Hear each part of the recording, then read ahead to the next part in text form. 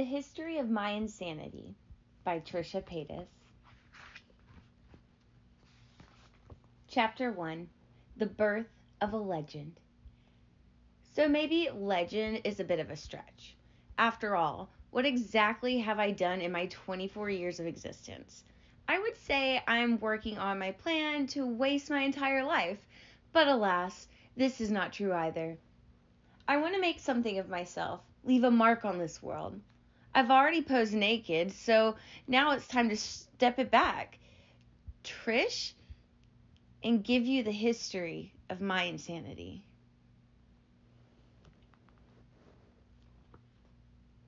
How do these things start?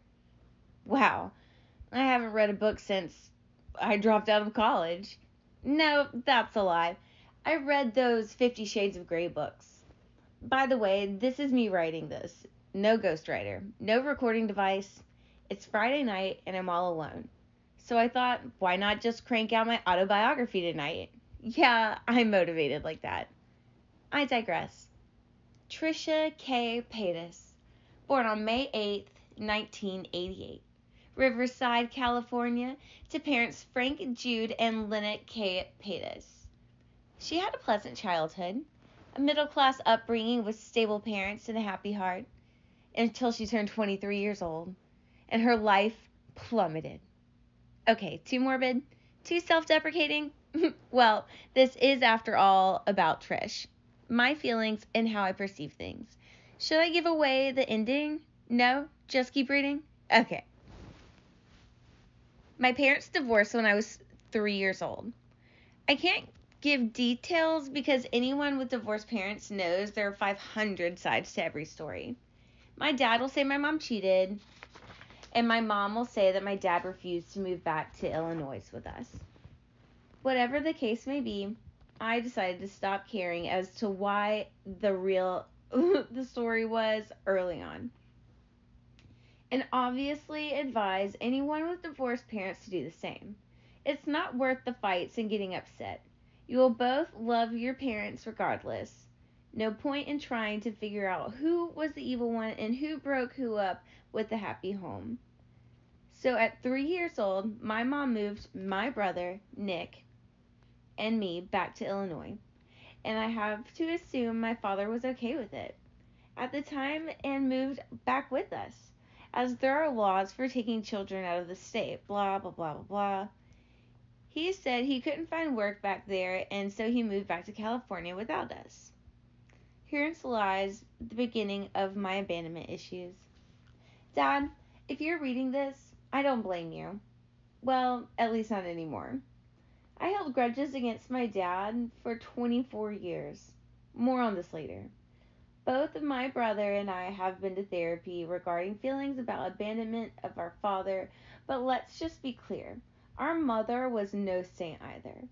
I suppose we're a little hard on our parents, but I'm pretty sure my mental illnesses developed after birth as part of a nurture over nature situation. Seeing as I can't remember much before 5 years of age, let's fast forward. My dad is in California while my brother, mother, and I are in Illinois. Northern Illinois is where my mother had grown up and where her family was at the time. It was at this time that my mom met my first stepfather, her third husband, and second baby daddy. Are you confused yet? I sure was. And something. The only good thing I can say about this is that it gave me and my family our little sister, Callie. I love Callie more than anything now, but at the time, I remember resenting her. I think resent was probably for about 18 years. Ding, ding, ding. The second theme of this book, English majors, is resentment. On abandonment issues, and now we have 2, resentment. 1, abandonment. Ding, ding, ding. The second theme of this book, English majors, is resentment. 1, abandonment issue, and now we have 2, resentment. Let's keep going, shall we? I would make faces at her in the crib, and growing up, I would make her play second fiddle to me. It was also at 5 that I remember developing my love for entertaining and acting. Or, as my mom will remember it, lying. I would make up crazy stories to my mom about finding Native American ghosts in our backyard, or about me discovering I was a witch and had magical spells. It was also then that my mom would put liquid dish soap in my mouth for every lie I would tell. I told a lot. My imagination was wild. I never had any friends, all through elementary school. Before I was in the next first grade, we had already moved from hillbilly town to the next. It was hard for me to make friends. Nobody wanted to play with me. So, I played by myself. In later years at elementary school, I would make up stories about my father because kids would make fun of me for not having him around. I would say he was a super rich producer in Los Angeles, or a spy, or anything that would make them like me. I also said I had a twin sister named Trixie who lived with him. I would tell kids he had a stage in his house for when I would come over, and he'd buy me whatever I wanted, which he actually did. Neither my father nor my mother was rich for the first half of my life, but they sure didn't make it seem that way.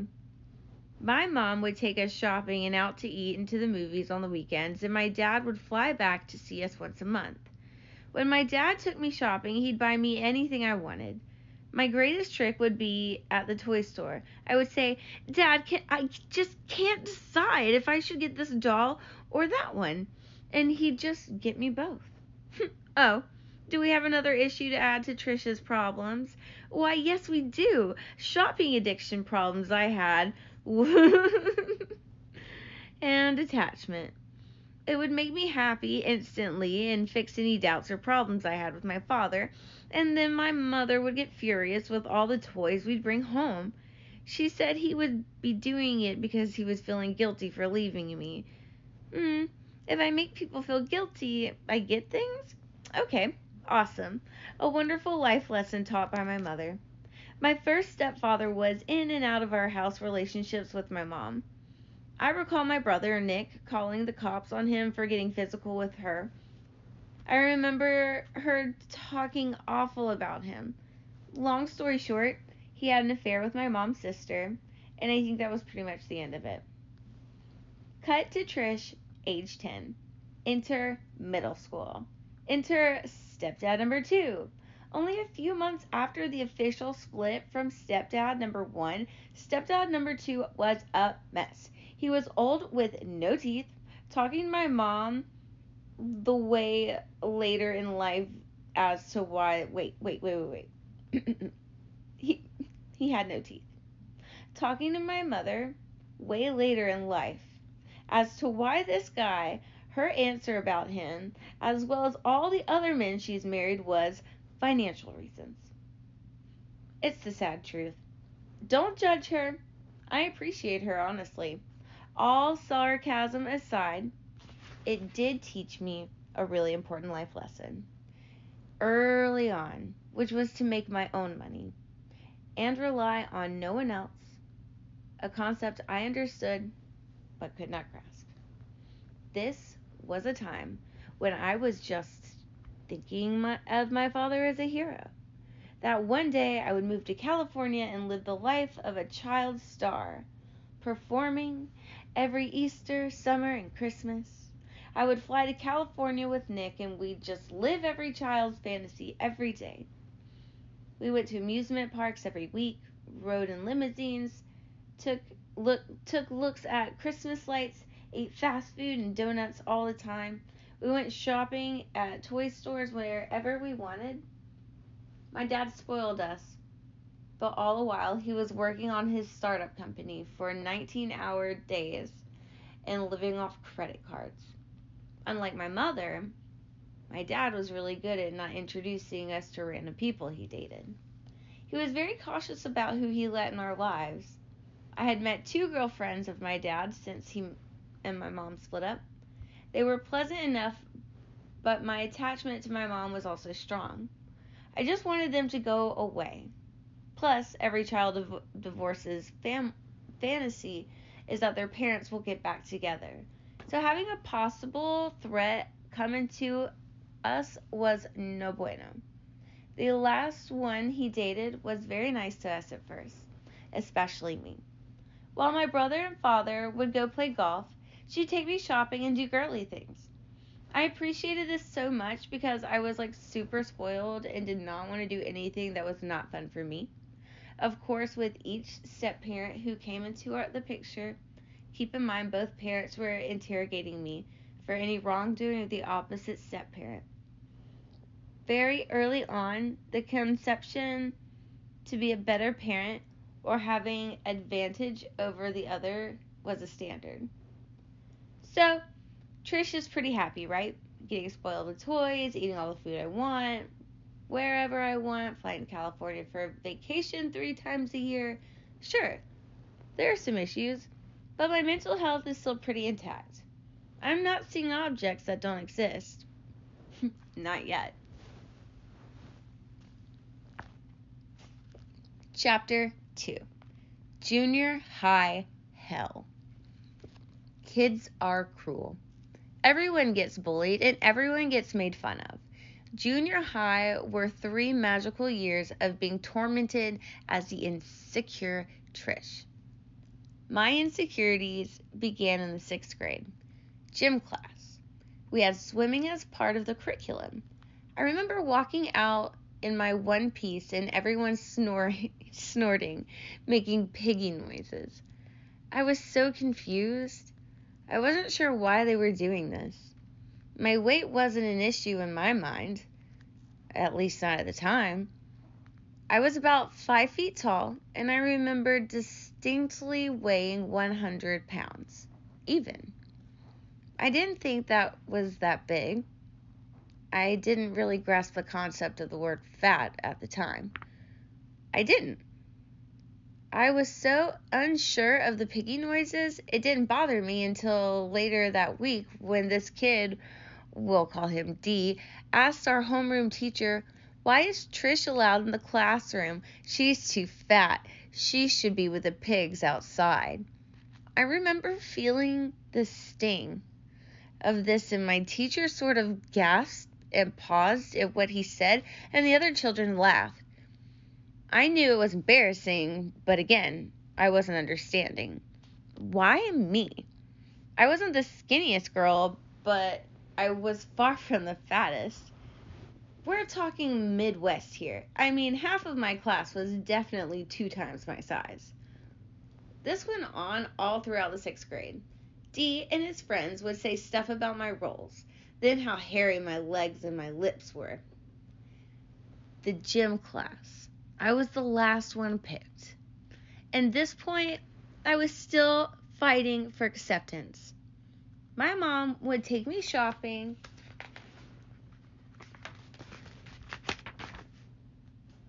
to Limited 2 where all the popular girls shopped.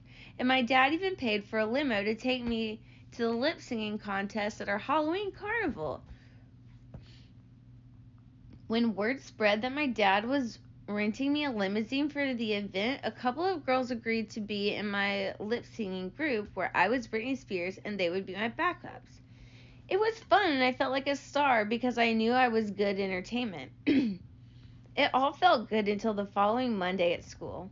Everyone started saying how gross I was in my red latex jumpsuit.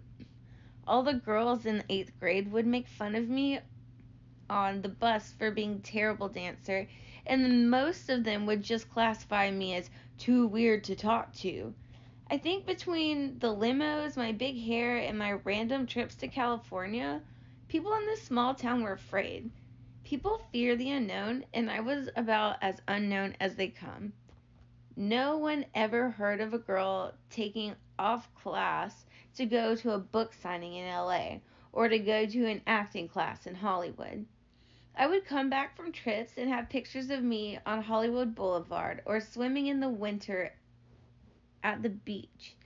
I made the parents talk in turn and made the kids talk. It didn't help either that my relatives lived in the same town. My mom has always had issues with her sister, to be honest. I think they were always jealous of my mother. My aunts were heavy and my mom was always skinny. My mom actually got out of this small town for a while when she married my dad. I think they thought of her as a black sheep, which in turn, my siblings and me a black sheep. Of course, my cousins caught on to the drama and didn't make things any easier for me at school. For some reason, my brother was always able to make friends pretty easily. I don't know if it was because he was more reserved and didn't push people's buttons the way I did, but I was just never able to make friends. 7th grade came and went. New fat jokes, same old kids. Britney Spears had really hit it at that time, and she was everything I wanted to be. Young, beautiful, blonde, and adored by millions. She was my idol. I loved how she dressed, how she talked, and her makeup. She was like a living, breathing doll, and I just wanted to be like her. I thought it was so cool, and I was still trying to fit in. So, still dressing in limited too, and going to high school football games, I think the final straw of wanting to fit in came at the end of my 7th grade year.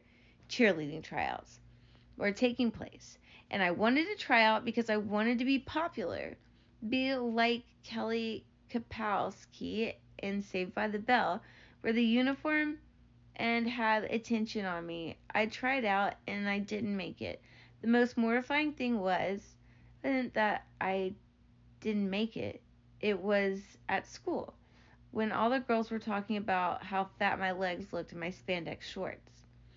They all wore shorts called Sophies, but I wore spandex because the Sophies would ride up on me. It mortified me to the point that I had my dad's friend, who was a doctor, write me a note to get out of gym class for a month. The rest of the year, I had to fake injuries or sickness to avoid running laps and being seen in these shorts. The summer between my 7th and 8th grade year, Nick dropped off 50 pounds and grew about 6 inches. I didn't lose weight, but I was starting to find myself that summer in California, and I shopped at stores exclusive to California, which gave me this feeling of entitlement. That feeling that I'm better than what people see. I am better than most people because I have dreams. I'm not going to let anyone tell me I can't achieve them. I was during this transition that I declared I wanted to be an entertainer. And you will notice me. And you will see that I'm special. This summer was also the summer when stepdad number 2 left and then came back. And then left again. Stepdad number 2 was also an alcoholic. And I remember being so frightened of coming home with him harming my sister and my mom. He was a violent drunk and my mom confided in me multiple times that she was scared of him. Stepdad number 2 abused my mom both mentally and physically, and it worried me so much. I was constantly worried that something would happen to my girls while I was away. However, when he had left the second time that summer, my mom assured me it was for good and that she was not going back to him. I was relieved and told her I secretly wished her and my dad would work things out. When the summer was over, my dad came back for a week before school started to visit us. I remember my mom asking my dad at the front door to work things out. My dad denied her. And it confused me. I'm sure it hurt her. Why wouldn't he try? Why wouldn't he try for us? For the sake of getting to see him every day? That hurt. And the opportunity to be with us every day, and he didn't want it. And I took it personally. The second strong feeling of being unwanted. My brother later confessed he felt abandoned in the sense that my mom would keep finding all these new guys and that he wasn't good enough as the man of the house. For the record, my brother watched me and my little sister all the time. My mom worked 3, sometimes 4 jobs throughout our entire life. I give my brother a lot of credit for taking care of us. I know he worried a lot about us, and I know his issues add up to mine. Pretty sure he's insane as well. He just has a way of masking it better than I do. I love you, Nick. 8th grade was upon me. This was the year of sex bomb Trish. I wore heavy eyeliner, cheetah print pants, different colored hair, and my mom's water bras. I wanted attention and I was going to get it. My mom was back with stepdad number 2 after my dad's rejection, and my dad had his girlfriend who was obviously more important than us kids in Illinois. And my brother had sports. My sister had her dad within miles of her. And where was Trish's spot in this world? It was cheerleading. Or sports? Well, it was performing. It was getting attention. Lies, perhaps? I would tell stories of being extra in the movies of Big Green Mile and Home Alone 2. I would tell stories of getting plastic surgery and meeting celebrities. I have to say, my knack for meeting idols, did always impress me. It was the previous summer when I convinced my dad to take me to Las Vegas to meet Donny Osmond. Mission accomplished. I had about 10 copies of that picture of Donny Osmond and me, and I put it inside of my pencil case, in my locker, on my notebooks. I think I had my lie about how I met Donny was that my mom had dated him. I can't really recall, but the truth was my dad just splurged for 2 and meet and greet passes, and it was just me and my dad. I tried out for the school play and got the lead of Dutch. I think it was called like Sam Spade and the Shrew. I had all the lines. And even though kids still snickered about the way I looked and dressed, I remember one popular girl, we'll call her Z, gave a comment at the end of our school performance and said, Trish was absolutely amazing. It tickled me so much. People were so nice to me when the school play wasn't happening, and they saw me in a different light. I liked the attention. I liked people liking me for something impressive. I also liked the attention of my water bras were getting me, not by the boys in my grade, but by my teachers. My male teachers would always give me hugs in the morning, and even my gym teacher would hug me, and I was terrible at gym. I actually started wearing double bras, and pretty soon I wouldn't have to do homework. I literally got extra credit for staying in during recess and helping clean boards and all that fun stuff. Female teachers were a different story. I had one female guidance counselor who literally laughed in my face when I told her I wanted to move to LA to pursue entertainment. She told me that's not a job and nobody makes money from doing that. You gotta love small-minded America. Male attention was great. My teachers were hot. My fantasies went wild about teacher-student affairs, and they always fascinated me. And for the first time in my life, men wanted to be around me. They wanted me to be with them, and not just for the holidays and summer. Stepdad number 2 had left and this time served my mom with divorce papers. And so I was getting more attention from my mom, attention from kids and teachers at school, and attention from my dad. Boy, his credit card online shopping for me. I remember he had the numbers memorized when I asked him to order me stuff. I'd be on the phone with him while he was placing the order, and it made me so happy. I wasn't in my brother's shadows anymore. Nick's little sister. I was Trish. I was Trish with the money. Trish with the Hollywood life. Trish with the connections. I also did local pageants, and my mom would get me into local papers by paying $50 or so. In Hillbilly Land, that was famous. I had made it. So life was great, grand, and good. Or at least I pretended it to be until the holidays. Chapter 3. The Evil Stepmom. Lord, help my family, Forgive me for writing this book. I'm not writing this book to hurt anyone. I'm almost 25 years old, and I promise you all grudges are free and clear at this point.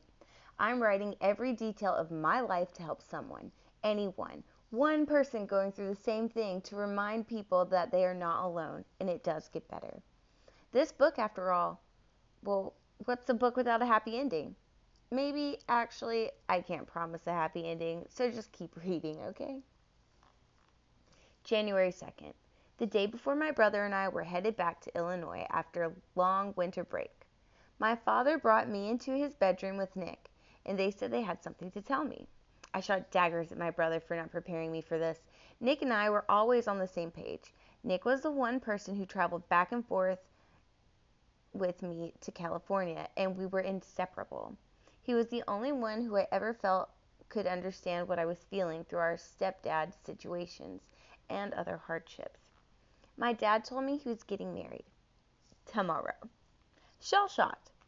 I hate confrontation or feeling awkward, so I was like, yay, and I'm so happy for you, but when in reality I was livid. My stepmom was okay, and she wasn't fun. She only ate healthy foods, and she wasn't very girly, but none of that really mattered at the time. What mattered to me was my dad was getting married, and that meant the door would officially be shut on any chance of him with my mom reuniting. My dad wasn't like my mom.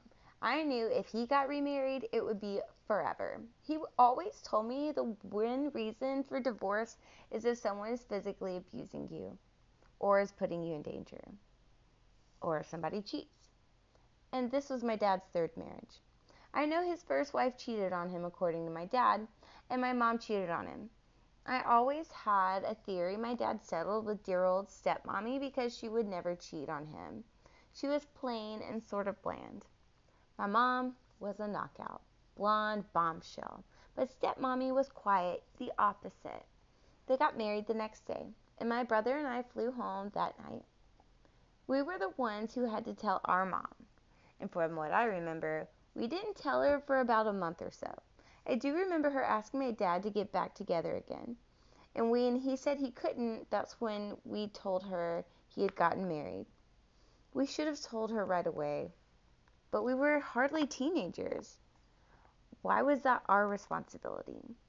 I think this made my mom angrier than mad at us. I think she got back with my stepdad, number one, at this time for a short period. Together they would corner me with questions about whether stepmommy was abusive. I remember coming back from a London trip with stepmommy, and my feet were all bloodied. I had blisters from walking we did. She was a health nut, so we had to walk everywhere. I was walking in non-walking shoes. My mom was so livid, even more than the time my dad let me get a perm because I asked for it. The battle was a never-ending between mom and dad and her for eternity. As soon as my dad remarried, the hate sped at all of our ends. I had to hear from stepmommy now how terrible my mom was. Dad and stepmommy would try to lure me into living in California, which I wanted very badly. I just didn't understand why they wanted me. I thought maybe, just maybe, it was because my dad wanted to spend time with me. Nope. Here's where the root of all evil comes into play. Money. More money, more problems. My dad sold his stand-up company for millions of dollars just months after the wedding. It was something I wasn't aware of at the time and had to find out about from, who else but the kids at school. Some of Nick's friends had found articles about my dad selling the company by typing our last name into searches, which is what everyone did at the time, because the internet was still fairly a new thing. It trickled down to me, and I didn't comprehend it, nor did I understand if it was real. In California, my dad and his wife ended up moving into a mansion, which was huge and beautiful, and it was where I wanted to live. It was in California where I started taking acting classes in the summer, and it's where I wanted to be so badly. I didn't think of it as a reality until the following winter. Freshman year, got out for winter break, and instead of flying to California to be with our dad for a couple of weeks and then flying back to Illinois, my brother and I drove out to California because my brother was getting to move into the mansion and start college early. I was so jealous. We drove out in my brother's 1-year-old Explorer that my dad gave him as a 16th birthday present. My dad would always ask me what car he was going to get for my 16th birthday. My dad would always ask me what car he was going to get me for my 16th birthday. I would always just say a Volkswagen Beetle, of course. I knew I was getting that as soon as I turned 16. Coming back home alone was terrible. Stepdad number 2 was back in the picture. We had moved to a new house in the same crappy town. I just felt empty without my brother being there. All I could think about was Nick living it up in California, playing golf every day, eating fast food, and going to college. I wanted that, and it couldn't wait 3 more years. My mom, my sister, and I went to visit Nick that spring break. We all fell in love with California. My mom wanted to move out right then and there, and she just lost her father, our grandpa, the year before. But alas, my sister's father, stepdad number 1, wanted to make our lives miserable and not allow my sister to leave the state, even though he only saw her about once a year, and that was because he made her see him. Because he made her see him, not because he wanted to. Seeing as my mom and sister weren't able to move out, I knew I still had a chance because my dad was out there, and he was asking me to move. My mom knew how badly I wanted to be in LA, to pursue acting and get around people who weren't just living in a bubble. She also knew my situation at school. It wasn't so easy. The girls were mean, the people were cruel, and I was eating lunch alone in the bathroom. My mom supported me and loved me, and she gave me the okay to quit school, move in with my dad, and start school in California. I moved in with my dad and stepmommy thinking I was just going to be sunshines, red carpets, and boys. Well, I was wrong. My brother had overtaken their guest house and claimed the big room upstairs. My brother had taken over their guest house, and I claimed the big room upstairs. I even had my own bathroom. I started school at the local high school. That lasted 4 days. I was not in Kansas anymore. Again, I was a little self-taught. The school was about 10 times the size of my school in Illinois. My high school in Illinois had about 400 students. The school had over 4,000 students. I didn't stand out anymore. I was competing against girls with midriff showing and kids who drove Mustangs. Girls weren't just thin, they were anorexic. Lies spewed about right away. My angle this time was that I was a farm girl who had never been to a real school before. I portrayed myself as Ellie Mae from Beverly Hillbillies, and that was my character. Nobody cared to get to know me, though. No teachers were giving me special attention. I gave up. I cried and put on the waterworks for my dad, saying it was too tough. The classes were too hard for me, coming from no real education town, USA. My dad let me drop out. And we looked into homeschooling classes to get done with high school within a year. I started Catholic homeschooling that summer, but I was only interested in my acting classes in LA. I stopped doing my work from home schooling and focused on only acting. It took a couple of months for my dad to catch on that I was failing and not handing in assignments. I was 15 and he wouldn't let me take driving lessons, and he also pulled me from acting classes in Los Angeles. Gone were the days of shopping and going out to eat. I had to eat my stepmommy's cooking, which might as well have been poison. I had to do chores. My mom never made me do any chores, and stepmommy made it clear she was in charge now. Oh, really? I don't think so. I defied her every chance I got. She was truly evil. She got into screaming matches with my brother, and she would manipulate stories to my dad to make it seem like I was the one who had the issues. Stepmommy now became my dad's wife.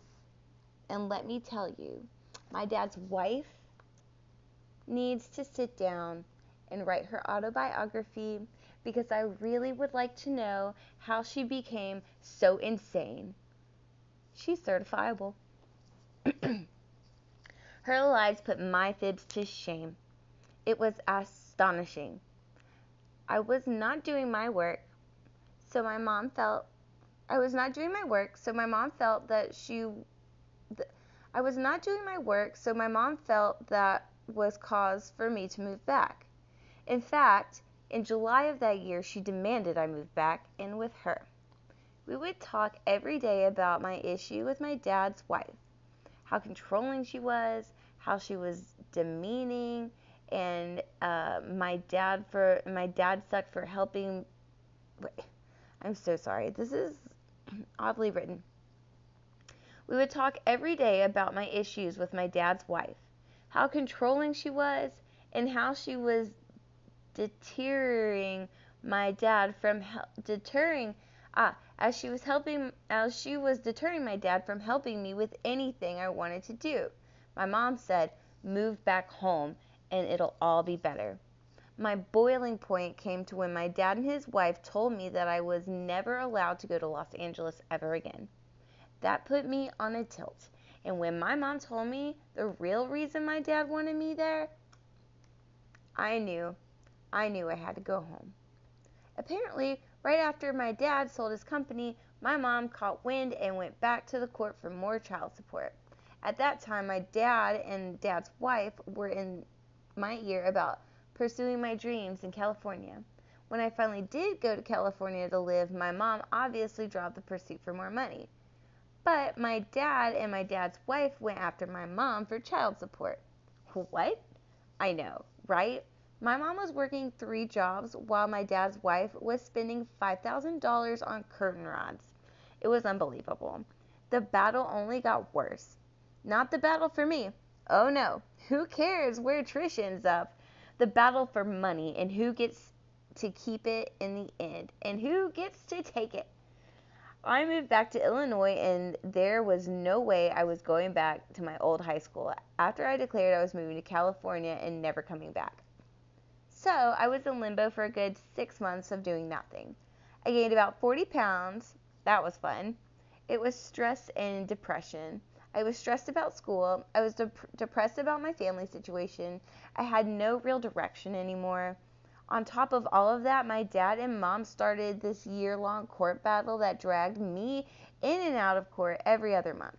My mom was making me testify against my dad, and that broke my heart because my dad tried so hard to make me happy, even if his wife didn't.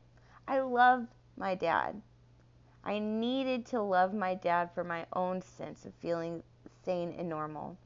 My dad called it quits the day I had to go in front of the judge. My mom made me come into court to testify, and I bawled uncontrollably in the middle of the courtroom. I felt like I could not breathe. I felt like I couldn't catch my breath.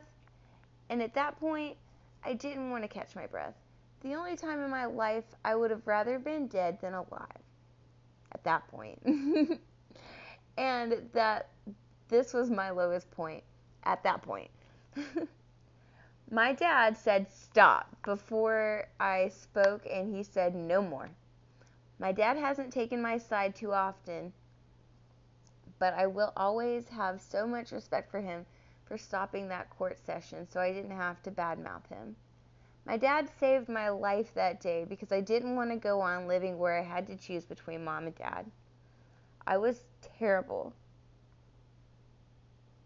Parents, please don't ever drag your kids into court. It's traumatizing. He hugged me and said everything was okay. My mom ended up getting a good chunk of change from my dad, and I don't even think it made her happy. I think it made her greedy. This was the turning point of my mom and me being best friends. Reinstatement redeclared its ugly head. and I resented my mom for making me do that for money. I resented my mom for brainwashing me to move back to Illinois. I resented my mom for cheating on my dad, allegedly. Chapter 4. Back to the farm. Well, Trish, you're going back to school. Let's try another school. My mom did move us to another small town about half an hour away for me to try another school. I started at an even smaller town that following winter. The high school population was about 200. More judgment, fewer teeth. Wonderful. However, I did get to create a new character for myself. I was Trish, the girl from Hollywood, of course. And my dad was a big-time producer and my mom was a playmate. I was a child actor who moved back to Illinois because my parents just went through a fresh divorce. I mean, 12 years is still fresh. Again, people didn't know how to take me. I started sexing myself up a little more. My mom was bleaching my hair a brassy blonde. I was ripping up my t-shirts and throwing birds and crap in my hair and calling it fashion. I think with all my razzle-dazzle, people didn't notice my weight. I dropped about 30 pounds, though, by not eating for 2 weeks straight. Well, that helped. In class, I volunteered more to read because these kids were slow, like all of them. I would read super quickly, and the teachers would actually mark me down if I didn't slow. The kids loved it because they thought I was from another planet, speaking another language. It was sort of my signature at the school. It was a piece of attention. Who wants to read? The teacher would ask, and then everyone said, Trisha. I was special. I was better than all of them. Score 1 for Trish.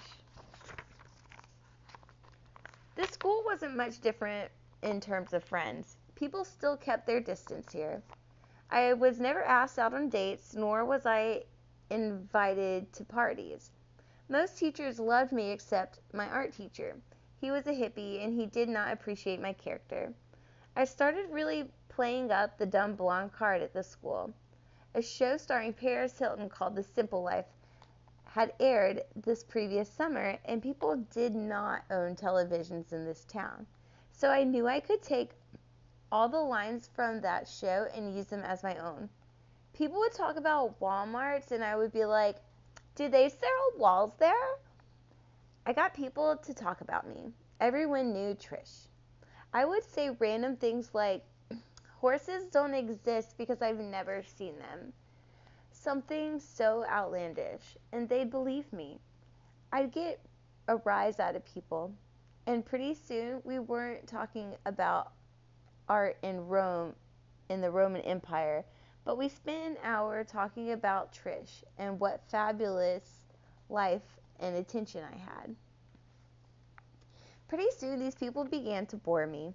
School was of no interest, and all I could think about was how I saw Hilary Duff become famous at the age that I almost was. Was that me wasting valuable time? I should become a star in Hollywood. Hollywood was waiting for me. Hollywood needed Trish, and I was stuck here learning about future farmers of America. This school also showed a lot more physical disapproval of me. I would get pencils thrown in my hair, someone threw paint on me, girls stole my pants after gym class. I always took hate as a sign of jealousy.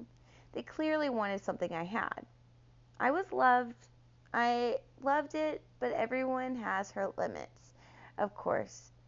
How much can one take? I wanted to quit. I used the good old handy-dandy guilt card on my mom to convince her to let me drop out of school when I turned 16. I told her it was her fault. I was stuck here, and the least she could do was let me drop out. She actually agreed. But then I got part in this play. I played Penny Palmer in Swing Fever. She was the Marilyn Monroe type who came in a small town to dazzle everyone. I loved playing her, and once again, people adored me. I was the star. So I stayed in school a little while longer until the end of the year. I turned 16 at the end of sophomore year, and I was ready and waiting for my Volkswagen Beetle to be delivered by my father, as he did for my brother when he turned 16. I waited, waited, and waited, and my dad said I was not getting one. Gee, who was in his ear about this one? My dad always told me I was getting a car at 16, and now that he was a millionaire, he's changed his mind? He was playing the card of come to college in California and you'll get a car here. At this point, I was not holding my breath. This was a huge letdown to me and seemed really unfair. My dad did not get me a car and had nothing to do with me and everything to do with my and this had nothing to do with me and everything to do with my mother and the settlement she got. To this day, my dad won't come out with why he never got me the car. But he told my brother but he totally got my brother a car. He said he's not allowed to talk about it. Really? Really, Dad? You can't talk about it with your own daughter, who has been living on her own since she was 18, and you no longer have any ties or connections with my mother? I don't buy it. It's BS. And as far as I was convinced, it was favoritism. What other way is there to look at it? My dad's wife was always jealous of me. Not sure why. Maybe it was because I was pretty and she wasn't. Maybe because my mom was pretty and she wasn't. Because she never had children of her own. She was always going back to the second best in my dad's life. My dad always made it clear that we were his number one priority. He always says that he would choose us over her, but I don't know if I truly believe that. I always told my dad she was the reason I never wanted to live with him. If my dad had never met his wife, I pictured us living together even now. I always wanted to live with him to make up for lost time as a child and get to know him even more. But that was never going to happen. With that bit, I'm a woman in a house.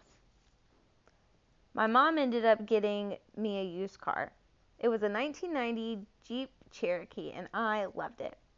I had my heart set on it since I saw Secret Window starring Johnny Depp, the week before, in which he drove one similar. My license plate even had Depp in its name, but I don't remember it exactly. My mom told me I'd have to find a job if I quit school. I looked that summer but found nothing, so I went back to school the following fall. I was quite lucky as a teen. I didn't have to work and my parents gave me spending money as long as I did well in school. I wanted to quit again right away and just move out on my own and become a stripper.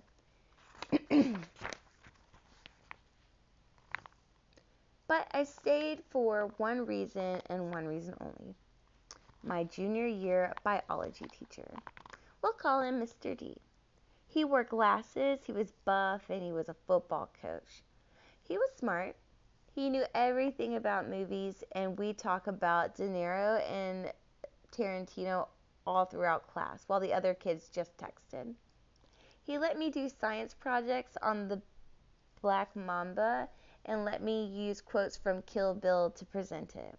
He was so cool, and he was my outlet. He gave me special attention. I'd get to go to his classroom during his open period, and he would give me movies to borrow. He loaned me American Beauty, and I swore it was a sign. I tried out for cheerleading just so he could see me in the light of Kevin Spacey saw Mina Suvari. It wasn't hard making the cheerleading squad at this school. Mr. D never gave me the D. Oh, Trish, that's so cute. But the fantasy and tension were enough for me. He's the only one I miss from my childhood, and he's the only one I'd ever care to see again. I think he's married with kids, but I think he was then, but he was motivation enough for me to keep staying in school and graduate. Senior year was my living hell. This is where I turned into an emotionally unstable to full-on Trish needs help. I just wanted to be done with small towns and small-minded people and go out and start adulting already. I wanted to live my dreams, becoming famous. I mean, being famous meant attention, and that's all I really wanted. Just make money. Just make money.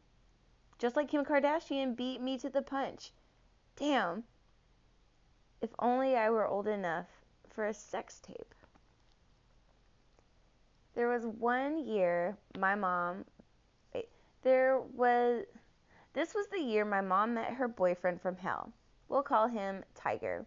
Long story, but just think of famous Tiger on the cereal box. My mom started yet another job at a country club for about 30 minutes away, and this is where she met Tiger. Tiger started spending the night in our 2-bedroom house immediately. She would get out of the shower in the mornings and walk around the house naked. He would get out of the shower in the morning and walk around our house naked. He would sit on my bed naked, and he stole DVDs of mine. My mom never believed me, and I didn't have a past of lying, but I never lied about Tiger or anything of my other step-parents for that matter. I may like attention, but I'm not going to say someone did something to me when they didn't. I've always been a Catholic and believe in do unto others. Plus, I always was aware that karma does come around, so I'm not out to ruin any lives. We'd get into really big arguments over Tiger and how I didn't feel comfortable with him in our house. My mom would tell me to go get a life and move out and leave her alone. She and Tiger would have sex on the couch when I'd be coming home from football games. She'd have sex in the living room so loudly that we couldn't sleep. She didn't care. She stumbled in my room drunk one night, saying she was closing my door so she and Tiger could have crazy loud sex, and she was wearing my Stephen Wolf theater shirt with no pants, which I burned. I thought my mom was such a whore, and I thought she was absolutely repulsive. At the same time, I felt trapped. I could not stand to talk to my dad's wife, which meant I wasn't talking to my dad. I had no money to move, and I didn't even know how to go about making money. I had to stay there and endure my mom and her multiple boyfriends coming in and coming out of the house. I think my mom knew I was flying the coop at the end of the year, so she was looking for her way out as well. We did not get along. And by the end of that year, it was safe to say I hated my mom. I resented my mom and never wanted to speak to her again. The day I turned 18 was the second happiest day of my life, and the day I graduated high school was the first. That day of graduation, I ran to get my diploma after the ceremony, and my dad was there. We bolted immediately afterwards. I didn't say goodbye to classmates, I didn't say goodbye to teachers, and I didn't say goodbye to my mom or sister. They both made it clear I was unwelcome that entire year, so I just ran. All of my boxes were already shipped out to my dad's house, and I was on my way to California. This was the last time I'd ever see Illinois. Chapter 5. College Dropout. So now you've been reading all about my broken home, thinking, Trish, you were never molested or beaten, so consider yourself lucky. You may be right. My parents loved me, and they wanted the best for me. I believe deep down my psyche really was my worst enemy. My peers hated me because I was different. My dad hated me, so he left me. My mom hated me, so she pushed me out. My sister hated me because we weren't full-blooded siblings. I just had so many thoughts of people hating me in my head that I didn't feel I deserved to be loved by them, nor did they deserve my love. Let's get back to the story. Trish moves to Southern California. Trish enrolls in college that summer. Trish gets a job at Target that summer. Trish looks into acting gigs while attending school full-time. Trish gets Dad's hand-me-down Cadillac, and Dad adds a card onto his American Express package for Trish to use. I went to community college, which saved my dad a lot of money, considering my brother went four-year private Catholic university, and his wife was buying properties that never sold. I didn't like where we lived, and it was in the middle of the desert. I was working at Target, which was full of depressing employees at the time, and driving in a beater. It didn't seem fair that his wife didn't have to work and could just drive around in her Mercedes all day, nor did it seem fair that my brother got to live in a condo of his own freshman year while I was living in my dad's great guest house, working my butt off, taking college courses with 40-year-olds and illegal immigrants. My dad would be on my case about buying a dress from Target when I was to only use the card for necessities like toilet paper and shampoo. He demanded I show him the receipts. Well, I'm sure his wife demanded this because heaven forbid I buy something for myself. That's taking my dad's money out of her pocket and for her ugly furniture. I discovered Myspace, and it kept me entertained and took me out of my world. I uploaded photos to MySpace and became sort of a celebrity on there. All of a sudden, I was getting hundreds of picture comments saying how gorgeous I was, and thousands of friend requests were flooding in. This was amazing. I loved it. While most people had an average about 50 to 100 friends, I had over 50,000 within a month. The pictures would get sexier, and the friends would increase. I set my camera up on a tripod and started getting all sorts of naughty. It made me feel good and grown.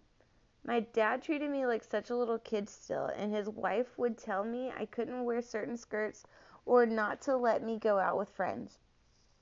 So I just put myself out there behind their backs. I really wanted my fans on MySpace to hear my voice and my personality, so I found YouTube, the only site at the time where you could record and upload share video. I did it strictly for MySpace fans, so they had more ways to dote on me.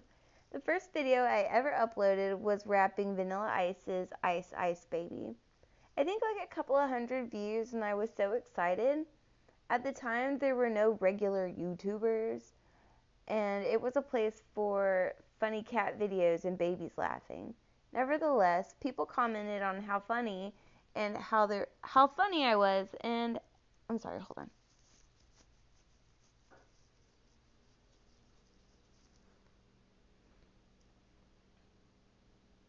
Nevertheless, people commented on how funny and how all the voices and personalities wasn't what they were expecting. I loved that.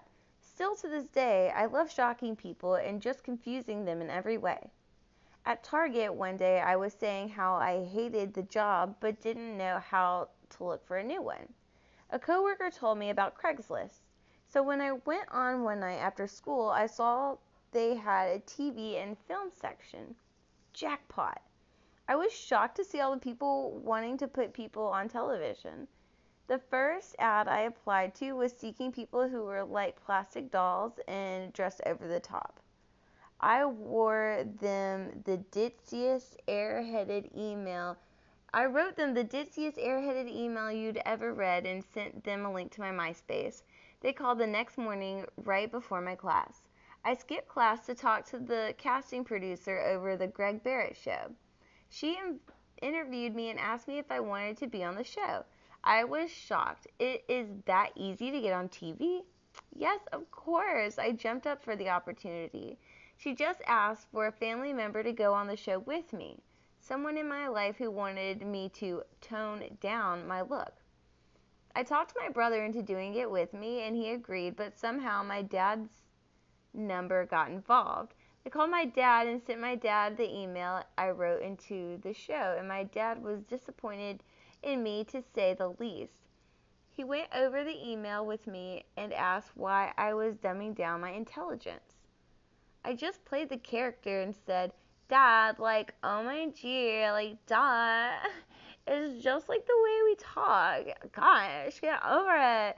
However, both my dad and brother, I think, took note that it was kind of remarkable I was able to get attention of TV shows and get paid on top of that. The producers had called both of them and told them they were giving me a makeover to class up my look and that they had surprise for me. It's quite comical to watch the episode. I think my dad still has it on DVD. I'm wearing pink head to toe, the worst blonde extensions / clip-ins, and blacked out eyes. I talked mile a minute. Before going out there, I knew I was going to have to make them remember me, so I talked so fast no one could understand me. The crowd was putty in my hands. I was a born entertainer. What can I say? It was a rush to be on TV, and I didn't care if they were laughing with me or at me. They were laughing, and that was getting me noticed. After the show aired, I got another call from the Greg Barrett Show. They wanted to do a follow-up on my story and let me do a segment for them on Hollywood Boulevard. They were going to follow me around with a camera, and I was going to talk to people with a microphone. I was so excited until my dad's wife had to get involved. I ran into my dad's office screaming with excitement that they had invited me back for a second TV appearance. My dad said he had to think about it. Think about what? Like, what? This was my dream, and I'm getting calls to be on TV. This was no laughing matter, or so I thought. It was on a school day, which meant that I had to take off. And my dad wasn't keen on that, but said as long as I got my work done beforehand, it would be okay. Great, I'm ready. So let's go to Hollywood. Nope. Hold on. My dad said his wife was going to take me in instead. Why? I don't like her, and she doesn't like me, and she's embarrassing, and she gives me no reason. And he gave me no reason other than she is taking you or you're not going. I cried. I pouted, but I had to go. I couldn't say no to television people. We got there, and I was whisked away to hair and makeup while Dad's wife was left sitting in her car with no access to the lot. When they said I was going in a car with them, Dad's wife said she'd come too, and they told her no. How dare they say no to Dad's wife? Don't they know who she is? Dad's wife was raging, and as soon as we got home from the shoot, Dad told me no more shoots. No more shoots with the Greg Barrett Show. No more missing class. No more LA trips ever. Gee, Dad, why? Is it because your wife wasn't included in my opportunity? It wasn't 2 weeks later that the Greg Barrett Show called for yet another episode. This time, not for therapy, but to do a commercial through for them, and as a real television paid acting job. My dad said absolutely not, and I said I'm quitting school and I'm moving out there. I don't think he thought I was serious until I said I found a place and that my mom was coming out to help. Dad and Dad's wife were losing control, and they did everything possible to make my last days there miserable. My dad took away my car and my credit cards. He took away my laptop so I couldn't look for any other jobs. He took away my cell phone. This was a perfect opportunity for my mom to come back in the picture, and now makes my dad and his wife unhappy. So I knew she'd be in. I will say this about my mom. She had a new boyfriend during this time, and we hadn't talked all summer. Not one day since I left my graduation. But as soon as I called for her help, she was there for me. She came out 2 days before taping of my third show, and we packed up my stuff, which was just my clothes, and we headed out to LA for my apartment. which I had never seen. I had just signed a lease via fax. It said it was in the heart of Hollywood, and that was all I cared about. We also bought me a car, a Volkswagen Beetle. This was all Mom's and my mom's friends doing, not boyfriend, because I had no money. Never been a saver, always a spender. I remember leaving my dad's house the way I left my mom's at graduation, cold and bitter. He pulled out all the stops to keep me from moving. He set me up for failure. He had my uncles call and tell me how many murders take place in Los Angeles every year, but nothing worked. My mind was set, and I was going. My dad's a hard ass when he doesn't get his way. Like father, like daughter. We got to my apartment right at the corner of Highland and Yucca, just 1 block from Hollywood and Highland. It was next to a liquor store and an empty parking lot, and needles were all over the ground. A guy dressed up as Superman smoking a joint came out to let us in. "Welcome to Hollywood." We met my landlord and moved in my clothes and the air mattress my mom purchased for me on our way up. It was a scary building. It didn't even have locks on the door. It was old and run down, but I remember feeling so happy and so free. The day we moved in, flowers were delivered. I thought it was some sort of mistake, but it wasn't. The flowers were from the Greg Barrett show, were from Greg Barrett himself. For those of you who don't know, Greg is the author of the book He's Just Not That Into You, and was also a writer on Sex and the City. I take everything as a sign, and then in this moment, I knew I was making the right decision for myself. My mom stayed and got me situated, and I took her to the taping of the show. It was like a dream. After the show, Greg's sister introduced herself to me and my mother, and we shared stories. Greg's assistant invited us to his house after Thanksgiving, and one of the producers brought us into her office. I loved his producer so much. She really believed in me, and it was great to have someone behind me with no agenda. She gave me paperwork to fill out about this thing called AFRTA, a union that television actors have to join to make sure they get benefits, coverage, and higher pay. It was expensive to join, but my mom loaned me the money and we did it. Best decision I ever made. Still to this day, I get residuals from that show. Now, instead of getting $100 here and $100 there, I was making scale, a fancy term for a big paycheck for doing a couple of hours work on television. The fourth show is the show where Greg told me on camera how much he enjoys me and how much of his staff adores me and how responsive the audience has been to my appearance. He said he knew I moved to Hollywood on my own to pursue this dream. He was going to offer me a job on camera on a show. If you watch this show, I didn't cry. I didn't do anything because I didn't understand what he meant. I didn't grasp the situation, nor would I believe it. Is it really this easy just to get a job on television? I worked for the show on and off for the next few months, bringing in big paychecks and working only a few hours a week. I got to make people laugh, perform funny skits, and talk about my feelings. It was the best job ever. I had joined the show midway through the season, and at the end, they left the show open with me on trying to lose weight to continue in season 2. Season 2 never came.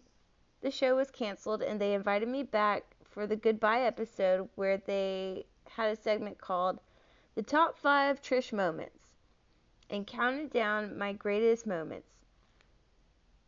His assistant brought me out flowers. I said goodbye to everyone and had a gown and everyone I had grown to love at that show. I didn't save money. My mom ran up credit card bills on me, and my dad and I weren't speaking. I wasn't going back to school, but I didn't want to go back to work at a 9 to 5 either. I tried to live the next few months off of savings, but savings goes quickly in Los Angeles, especially when you can't stop spending and can't stop shopping. I met some guys online. I lost my virginity to some rando and started having casual sex with any guy who would look at me. I never had a boyfriend and never kissed a guy before intercourse. I felt loved because the guys wanted to be with me, even if it was for a couple of hours. So I went from guy to guy, having sex to feel better about myself and my situation. I didn't help my heart, nor did it help my wallet. I was desperate, okay? I needed money. So I went out and got it. A lot of it. In a place I would have never expected I would have gone.